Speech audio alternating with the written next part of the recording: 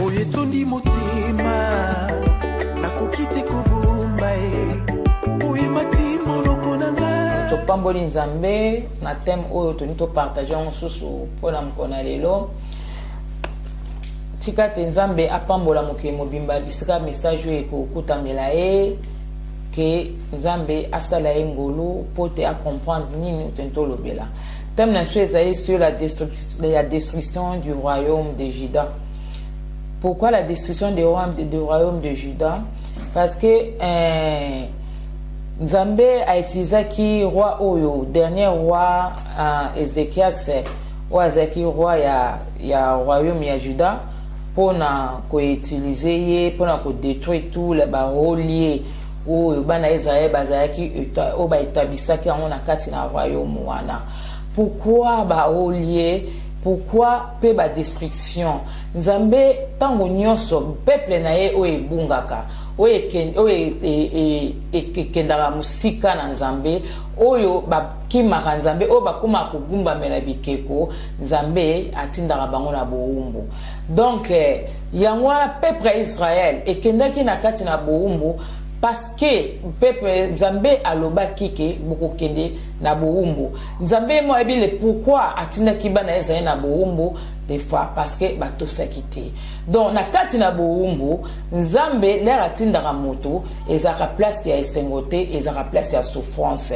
Lokola peuple Israël o ba souffrir qui pendant 430 ans na kati na Égypte oyo bazaki toujours na esclavage bazaki kopesa bango ba misala bazaki konyokola bango na roi Pharaon yango wana Nzambe na mawana atizaki mosali na Moïse de poids qui ne kolibé peuple Israël na kati na boumbu to partager thème o ya destruction ya royaume de Juda ezalaki roi oyo babengi na kombo Ézéchias roi de Juda balobi boy na 2 rois 18 à partir chapitre 1 à partir chapitre 18 à partir verset 1 tina verset 8 balobi. La 3e année d'Osée, fils d'Éla, roi d'Israël, Ézéchias, fils d'Akas, roi de Juda, régna. Il avait 25 ans lorsqu'il devint roi et régna 29 ans à Jérusalem. Sa mère s'appelait Abi, fille de Zacharie. Il fit ce qui est droit aux yeux de l'Éternel, entièrement comme avait fait David son père. Balobinini, à Salaki ou Ezaki droit devant l'Éternel.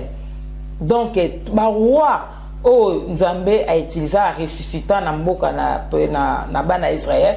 Ezaki na ba roi msusu oyo bazalaki kotambola malamu te bakumaye ko gumba mela biko bazali ko pousser peuple de Dieu pour ba gumba mela ba idole ba na ko gumba mela bikeko ba Nzambe oyo ezanga misu elobaka te ba Nzambe oyo ezanga oyo ezana munoko elobaka te ezanga misu emonaka te yango na siko roi oyo Akazia Nzambe atizaki parce que azalaki muto oyo apesaki vraiment bon moinaye entièrement et pas ya Nzambe balobi entièrement ngelexa apesaki bon moinaye nyonso asalaki oyo ya malamu o Nzambe atindaki asala ya balobi ke il fit ce qui est droit aux yeux de l'Éternel entièrement comme avait fait David son père ndenge David son père oyo asalaki.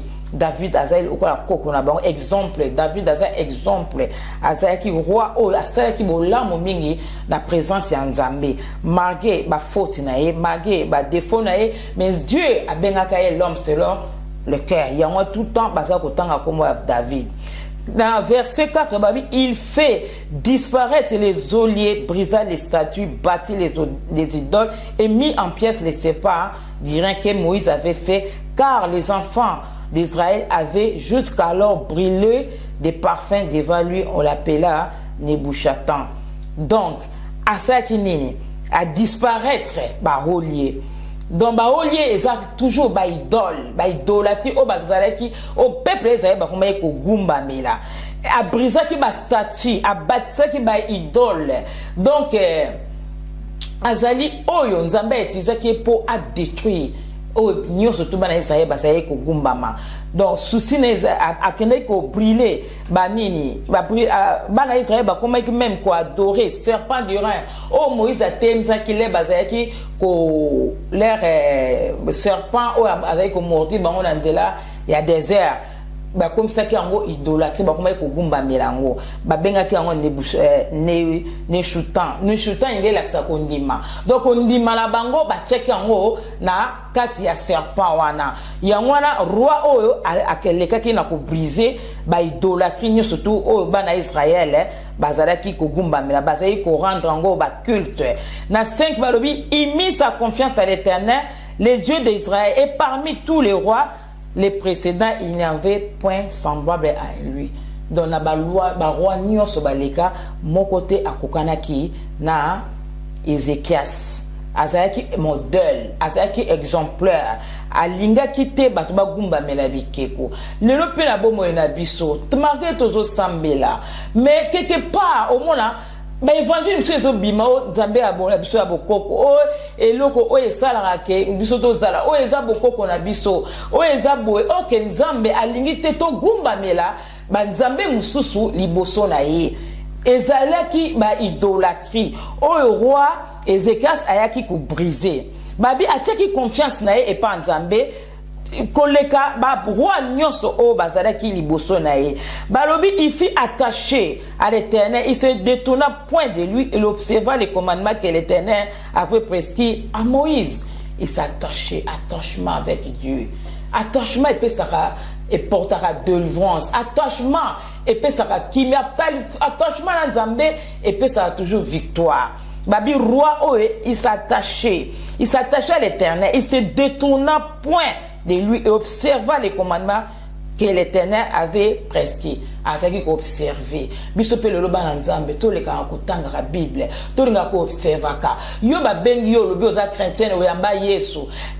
Oza l'église, okendaka église mais Bible na yo usoko wuti oye obombi yango quelque part. So batuni batenyin bateya kinini yango oyebi susute mais yo koyeba ba commandement ya nzambe ndenge nini tant que oza ko observer o ezali ba commandement ya nzambe te balobi roi o azalaki ko observer pe attachaki donc peuple de Dieu il faut s'attacher il faut observer tous les commandements o nzambe a établi na kati na mkanda na o ba bengi yango testament eza kola mutu oyo azalaki na mbongo na bozui alingia kufa alobi nasala nini natikela bana ngani natikela bana nga testament yango nde okoyeba richesse oyo batikeli musu azalaki akomi bakombo oyo akombo ya kingani oyo akombo kinga natiki boye bokabola boye eza pe lelo nzambe atindela biso oyo ezali Bible oyo ezali testament donc okoyeba ba droit na yo kaka na kati na liloba ya nzambe oyeba ba droit na yo na kotanga Bible okoyeba ko prier na kotanga Bible mais soki oyebi tozozela baya ko prophétiser pona yo ozozela baya bakosa yo o balobaki ba prophétiser mais yo moko ozo vérifier ma comité yangwana balobi anasid il fut attaché mais na cette balobi et l'Éternel fit avec Ézéchias qui réussit dans toutes ses entreprises et il se révolta contre le roi assyrien et ne lui fit plus assujetti. Amen.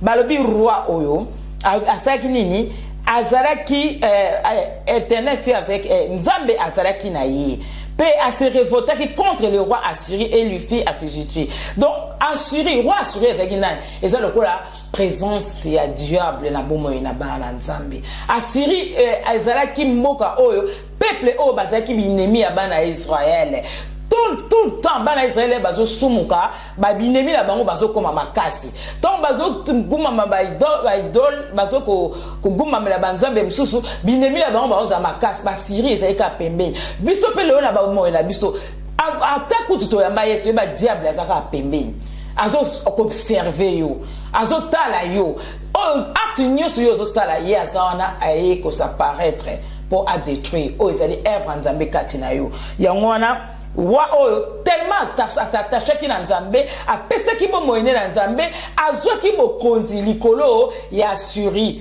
ekolo ya peuple wana parce que peuple les ko tout ça tout le temps na Israël mais tant il y a eu pouvoir à s'attacher na nzambe apesa bo konzi likolo ya peuple Assyrie likolo ya Assyrie et lui fut puis assujetti à qui sous dominer bangote a dominé qui sous bangote parce que roi Ézéchias a soit qui déjà bokondi pour na côté mela Assyrie ça il mange à diable. Soki yoza la nzambe, quel que soit ba problème yoza nango, quel que soit ba kochola yo, quel que soit ba kotonga yo, quel que soit ba kotangelo ba ne, a changer mi bali, ye kutu boy, mais soki a s'attacher na nzambe, soki yoza na liloba kati na yo, okotele mela, maloba nyo surtout yaki na bomo ina yo. Amen. Et puis il battit les Philistins jusqu'à Gaza.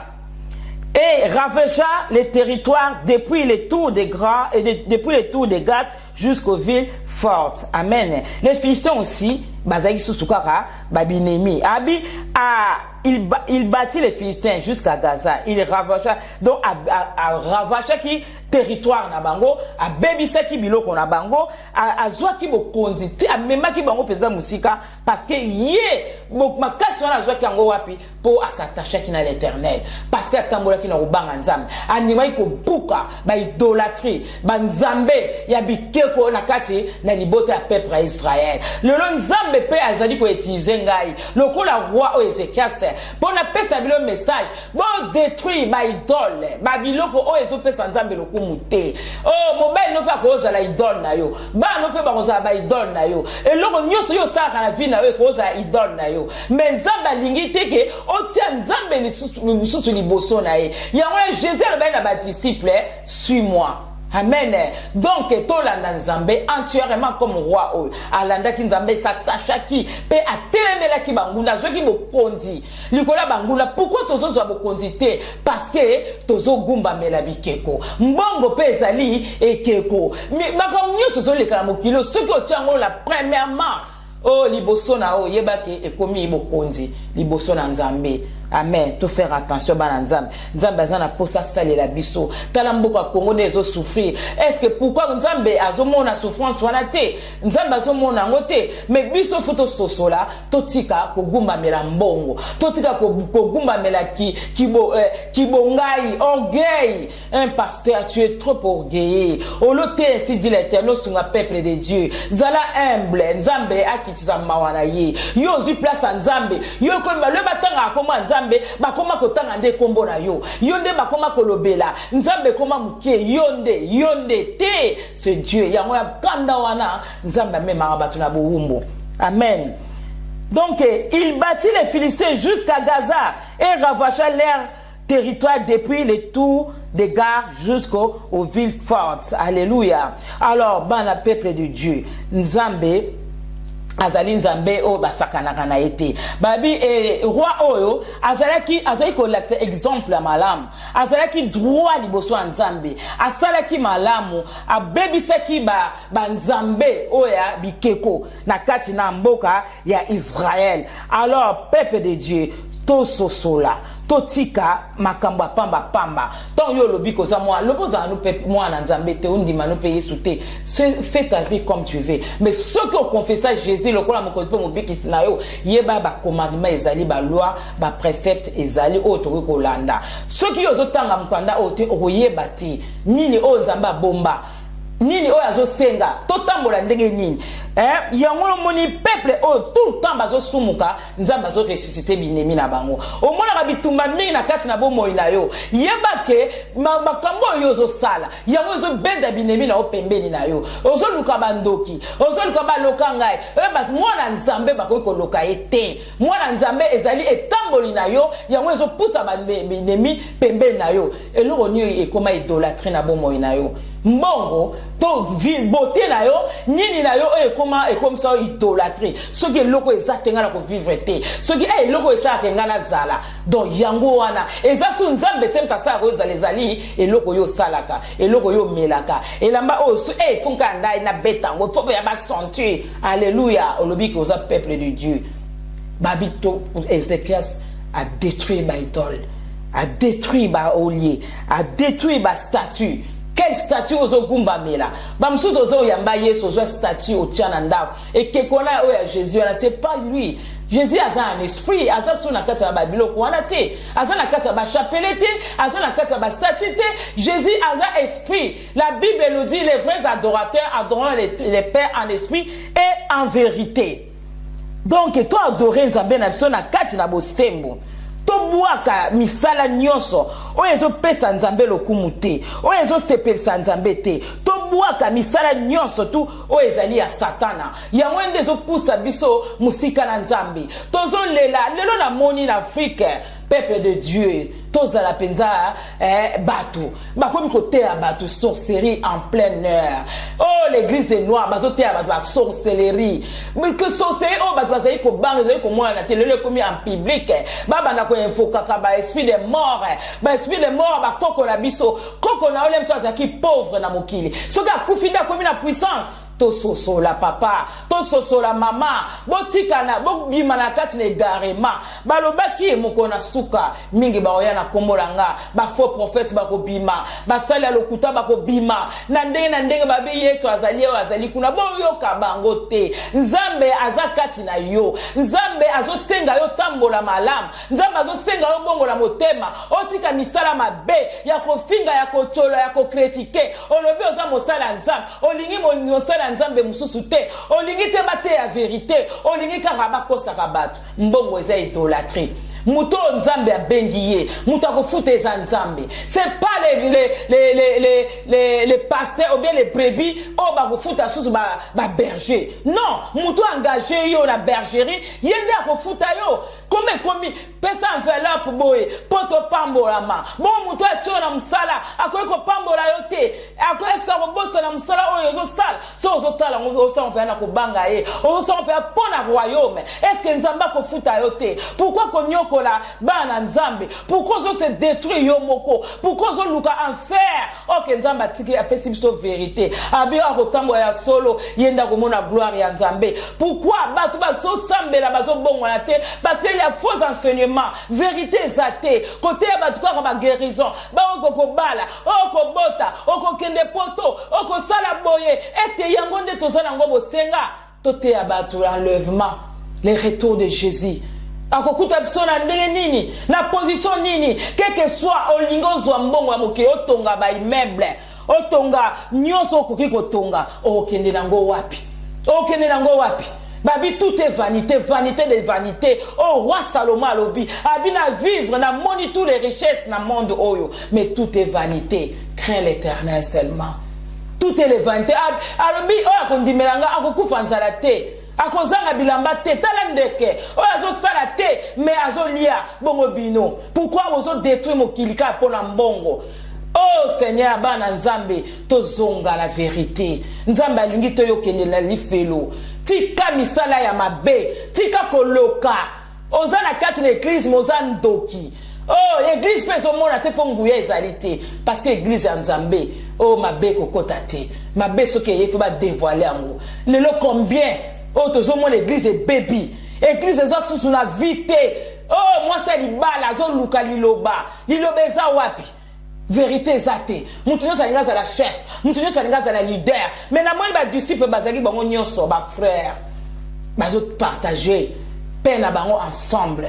Bazo kende ensemble. Mais lelo yo alinga dominer muninga, o alinga sala bo ngande leader, ngande mnazo konza, leader eza na mokili, eza la makama Nzambe te.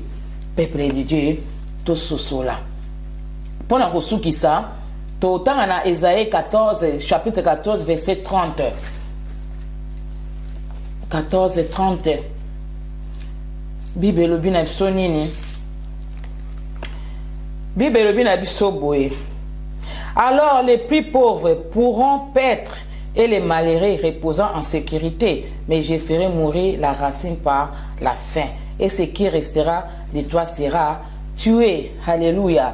Alors les plus pauvres pourront paître et les malheureux reposant en sécurité.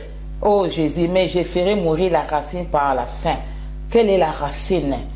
Quel est le pauvre? Oh bateau, racine eza nini? Racine eza oyo wuti na misisa oyo wuti na makamabe. na mokili tozana des choses tozana malamu na mabe racine ya mabe ekobimisa pe mbuma mabe racine ya malamu ekobimisa mbuma malamu racine nini yo zanango source na weza nini oyamba Yesu be oyamba nani musala na weza nini na monde quelle est ta position?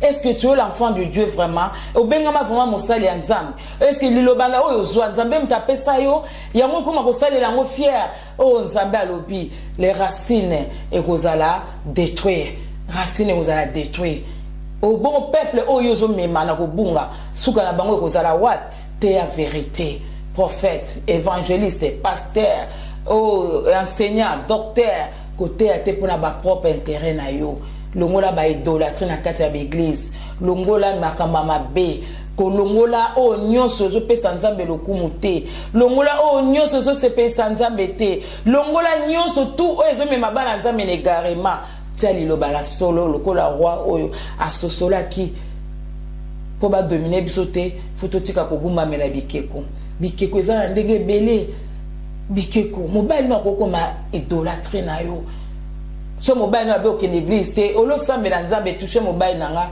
mobile nanga ke mais lero bala kite ozaki tout nzambe pesa nga mobile lero zu mobile ekomi mobile liboso na nzambe o bana nzambe o kende wapi babina likolo libale kozala ti biso tout ozala ba frère ozala kwa ba ange banga nzambe tia nzambe na kati ya libota na o quel que soit ba tribulation ba problème nzambe akopangusa o ma miso amen o nazaki na ngoya ngwana peuple de Dieu que Dieu vous bénisse.